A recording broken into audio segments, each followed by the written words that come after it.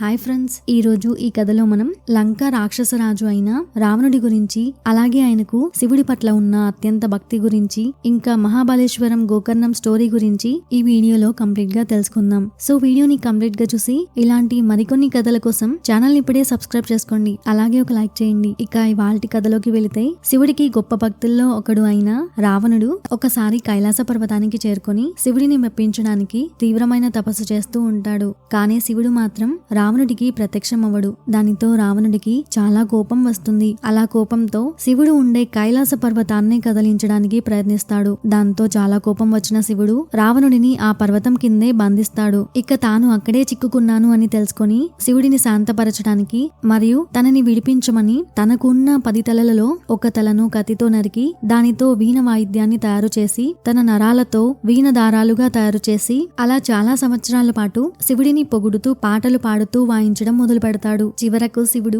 రావణుడి తీవ్రమైన భక్తికి మెచ్చి అతన్ని క్షమించి విడిపిస్తాడు. అంతటి మహాభక్తుడు. ఇక ఆయన సాధించిన శివుని ఆత్మలింగం కథ గురించి ఇప్పుడు మనం తెలుసుకుందాం. రావణుడు శివుడి ఆత్మలింగాన్ని పొందాలని, దానివల్ల ఎవరూ తనని ఓడించలేరని, చావు లేకుండా ఉండాలని తపస్సు చేస్తాడు. ఇది విష్ణువుకు భయం కలిగిస్తుంది. ఎందుకంటే అలాంటి శక్తివంతమైన రాక్షసుడికి చావు లేకుండా ఉంటే అతని దుష్టకార్యాలు పెరిగిపోయి ఇది అందరికీ ప్రమాదమే అని, అలాగే రావణుడి కోరిక తీరేలోపే ఏదో ఒకటి చేయాలని విష్ణువు ఆలోచిస్తూ ఉంటాడు. ఈలోపు రావణుడు గొప్ప తపస్సు చేసి శివుడిని ప్రసన్నం చేసుకుంటాడు. అప్పుడు శివుడు ప్రత్యక్షమై వరం కోరుకో అని రావణుడిని అడగగా వెంటనే విష్ణువు తన మాయతో రావణుడి మనస్సు మారుస్తాడు. ఆ మాయతో రావణుడు ఆత్మలింగం బదులు పార్వతీదేవిని అడిగేలా మాయ చేస్తాడు. అలా శివుడు రావణుడికి వరం ఇచ్చి మాయమవుతాడు.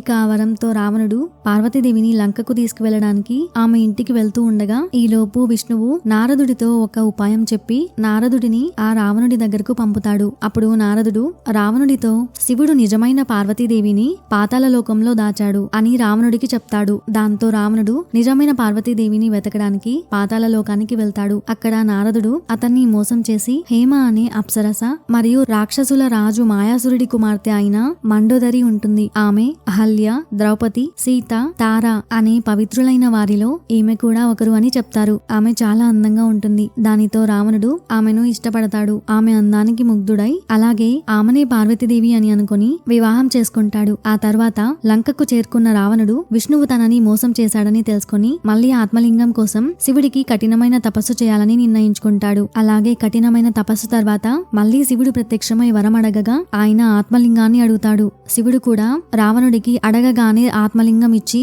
ఓ రావణ, లంకకు నడుచుకుంటూ వెళ్ళు, లింగాన్ని నేల మీద పెట్టవద్దు, దీన్ని నేల మీద పెడితే అది అక్కడే పాతుకుపోతుంది అని రావణుడితో హెచ్చరిస్తాడు. రావణుడు కూడా అలాగే ఓ మహాదేవా అని చెప్పి ఆత్మలింగం తీసుకుని 3 లోకాలలో తనంత శక్తివంతుడు ఎవరూ లేరని సంతోషిస్తూ లంకకు వెళ్తూ ఉంటాడు. ఇక దేవతలందరూ ఈ విషయం తెలుసుకొని వాళ్ళు భయపడి ఒక ప్లాన్ వేసి రావణుడు ఒక అడవిలోకి రాగానే విష్ణువు సాయంత్రమైనట్లు మాయ చేస్తాడు. అప్పుడు రావణుడు ఈ ఆత్మలింగం చేతిలో ఉంచుకొని నేను నా సాయంత్రం పూజలు ఎలా చేయాలి అని ఆలోచిస్తూ ఉంటాడు. అలా ఆలోచిస్తూ ఉండగా అక్కడ ఆయనకు ఒక గొల్లవాడు కనిపిస్తాడు. అప్పుడు వెంటనే రావణుడు ఆ గొల్లవాడిని పిలిచి, ఓ బాలుడా, నేను పూజలు చేసేంత వరకు ఈ లింగాన్ని పట్టుకో, కానీ నేల మీద మాత్రం పెట్టకు అని హెచ్చరిస్తాడు. ఆ బాలుడి రూపంలో ఉన్నది వేరెవరో కాదు, ఆ మహాదేవుడి యొక్క కుమారుడు అయిన గణేశుడు. ఇక ఆ బాలుడు కూడా సరే స్వామి, నేను ఇంటికి వెళ్లేటప్పుడు మిమ్మల్ని 3 సార్లు పిలుస్తాను, అప్పుడు నేను నేల మీద పెట్టి వెళ్లిపోతాను అని రావణుడితో చెప్తాడు.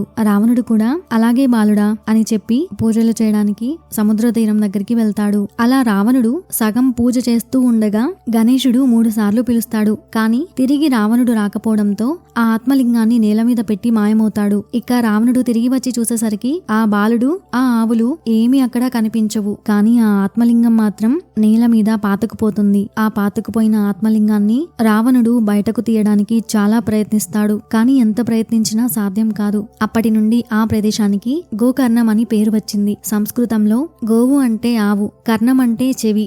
రావణుడు కూడా ఎత్తలేకపోవడంతో ఆ ఆత్మలింగానికి మహాబలేశ్వర్ అని పేరు పెట్టారు. అంటే చాలా శక్తివంతుడు అని అర్థం వస్తుంది. ఆ ప్రసిద్ధ క్షేత్రమైన మహాబలేశ్వరం ఉత్తర కర్ణాటకలోని పశ్చిమ తీరంలో ఉంది. ఆ ఆత్మలింగం శాలిగ్రామ రాయి పీఠం మీద ఉంటుంది. అలాగే రావణుడి నుండి ఆ ఆత్మలింగాన్ని కాపాడిన గణేశుడి గౌరవార్థం గోకర్ణంలో శ్రీ మహాగణపతి గుడి కూడా ఉంటుంది.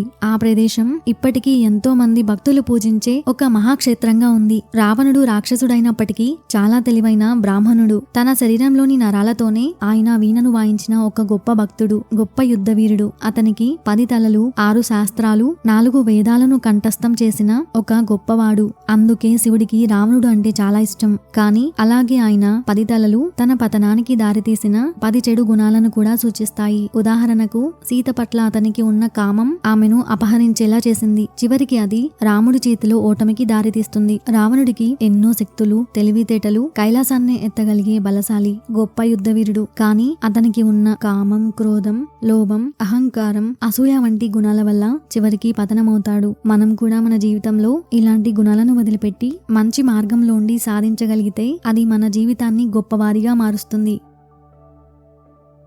ఇలాంటి మరిన్ని కథల కోసం ఛానల్ని ఇప్పుడే సబ్స్క్రైబ్ చేసి పక్కనే ఉన్న బెల్ ఐకాన్ని యాక్టివేట్ చేసుకోండి. అలాగే ఒక లైక్ చేయండి friends. Thank you for watching.